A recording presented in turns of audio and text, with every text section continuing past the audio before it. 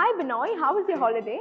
My holiday? Yes. Oh, that was really good. You meant vacation, right? Yes, I Okay, did. but when did you start using this British vocabulary? Actually, I'm planning to do my masters in Britain, so I'm concentrating more on the British English. Okay, but my case is really different. I started learning English language by watching a lot of Hollywood movies. As you know, Hollywood movies, they use American English, American vocabulary, and I use the same. That's where I'm comfortable. So today's video is about the words that mean the same but are used differently in different nations. We started off with such an example.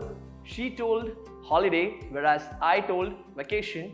Even though these two words sound entirely different, that means the same. Don't worry, we are here to clarify your confusion on such kind of words. Welcome to a very informative And a very interactive session from English Partner with me, Fatima. and Binoy Varghese.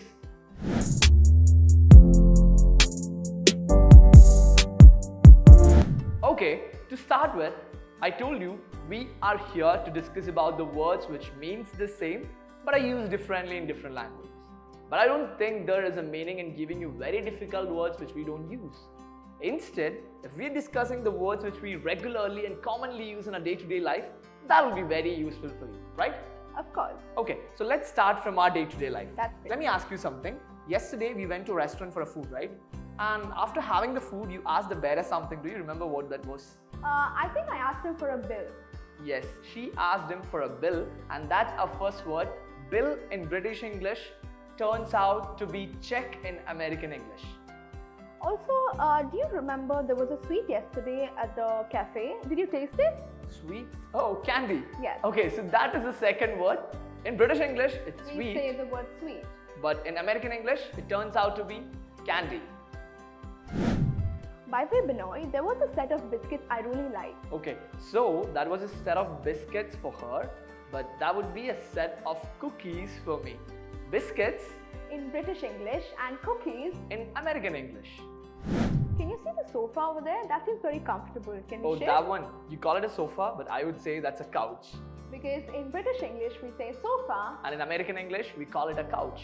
And normally, when you go out for shopping, this word comes into you. It is very common, and you have a confusion regarding this. The word is pants in American English, but in British English, We say trousers. we have a confusion about the meaning of this word. Now you can clear it off. Both the words pants and trousers just mean the same.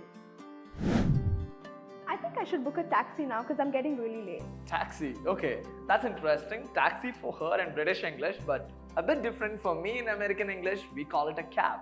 And these days, these two words are very popular. But I think people use the word cab more, right? Yes, they do. Now there's a similar word to this, that is lorry. Yeah, but when it's lorry in British English, in American English, we call it truck. Fatima, I just love the way you dress up, and I think you got a good collection, right? You should definitely check my wardrobe. It's filled with colorful clothes. Wardrobe, that's a nice word, and that's British English. But when you check out about the American English or American word for that, it's a bit weird because we do use that word with a different meaning. And the word is closet. So don't misunderstand the meaning. Closet in American English means Wardrobe in British English. yes. Our next word for British English is bathroom, toilet or loo. Whereas in American English, we call it restroom or washroom. And I think in India, we use these words rather than the British ones.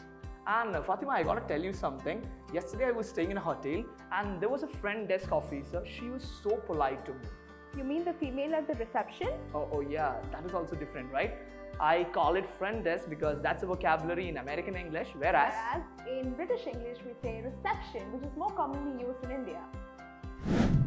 Moving on to our next word, my word is windscreen.